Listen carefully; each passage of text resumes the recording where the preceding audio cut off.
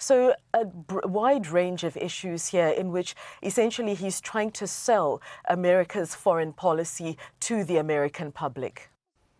Well, for more on this, let's speak to my colleague Saeed Shehata from BBC Arabic. And Saeed, what do you think the reaction would be from the Middle East to that column by President Biden?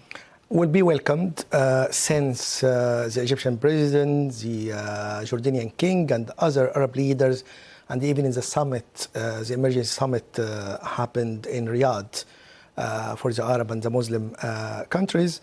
They call all of them the only solution for a two-state solution to achieve security and peace in the region, not only for Israel and the Palestinian, but for the whole region, because there is reports about might be collapse in the economy of Israel if the war carries on for more than 3 months, and also it affects the Arab world. You know, in Egypt, there is talk about the IMF helping Egypt because of the effects on tourism, because of the war going on there. So it will be welcomed, but the problem is about Hamas. To be free of Hamas, it's very hard to imagine how this can happen. How can this happen to get rid of Hamas in the near future? So it should be some other like temporary measures to help ease the tension and the situation there until to find a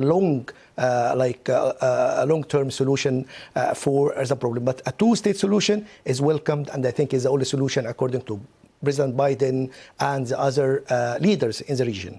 And that's been the big question. Who takes over from Hamas? President Biden, they're talking about the Palestinian Authority perhaps taking leadership not only in the occupied West Bank, but also in Gaza. What do you think the view to that would be?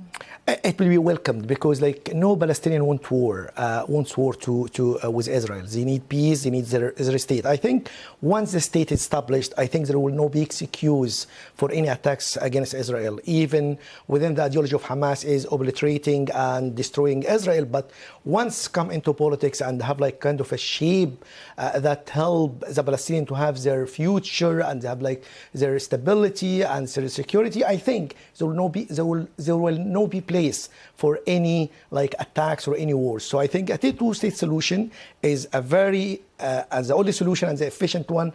But how can you accommodate Hamas? How can you get rid of Hamas? This will be the discussion in the following months, I think, after ending the fighting.